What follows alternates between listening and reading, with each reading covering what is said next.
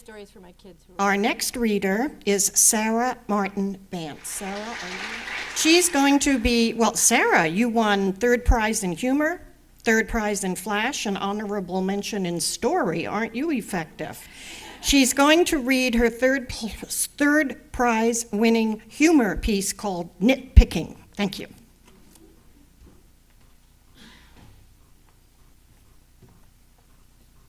Hi, everybody. Can you hear me? This story is for my kids who are up in the back row. Okay. Nit-picking. There are many phone calls you don't want to receive from your child's school. Top of the list is, Mrs. Banse, Tommy has lice. First, sit down and apologize profusely to the now silent nurse upon the realization that you just said the F word out loud. When the nurse interrupts your groveling to give you delousing instructions, reach for a pen and wonder if you should write it down. Forget to listen as you contemplate how to write, hold the phone, and scratch all at once. You hear drugstore, knits, and come pick your child up right now. Try to decide which to do first, pick up Tom or get the decontaminant materials. Call your husband for moral support because he knows this has been an irrational fear of yours for years. Rant to your husband that it will take a miracle for your other 3 children not to get it. Hang up when he says, I'm worried about the dog. Can he get lice? At the drugstore, buy 3 different kits just to be safe.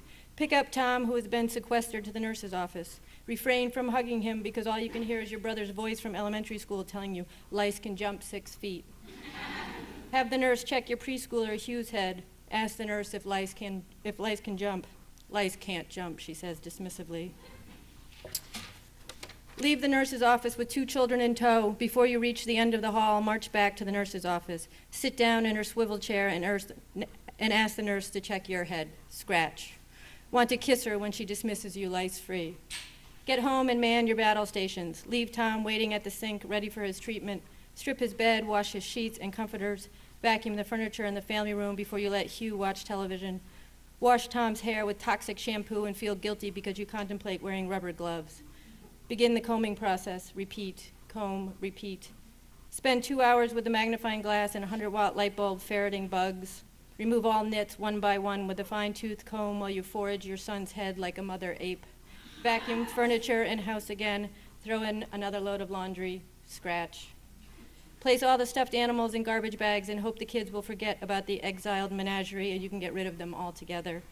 Wait for your 2 older children to get home. Upon arrival, line them up, scour their heads for vermin, continue lockdown on toys, backpacks, and all towels in the house. Put Tom in car and drive to neighboring town. Shave his head at Supercuts. Call your friend who lives in that town and tell her not to go to Supercuts. Convince Tom how handsome he looks with no hair. Return home, greet your husband who has the sense to come home early, but not enough to keep from laughing at your near hysteria. For a second, wish that he would get lice and not just on his head. March everyone upstairs to shower and wash their heads in tea tree oil shampoo, which you have read wards off lice. Tell your husband he better wash upstairs and down. Listen while your husband tells you that he read somewhere that excessive use of tea tree oil in boys can cause man boobs. Look at your beautiful, handsome boys and without hesitation say, they can pull it off. No one ever said they had to take their shirts off at the beach. Thank you.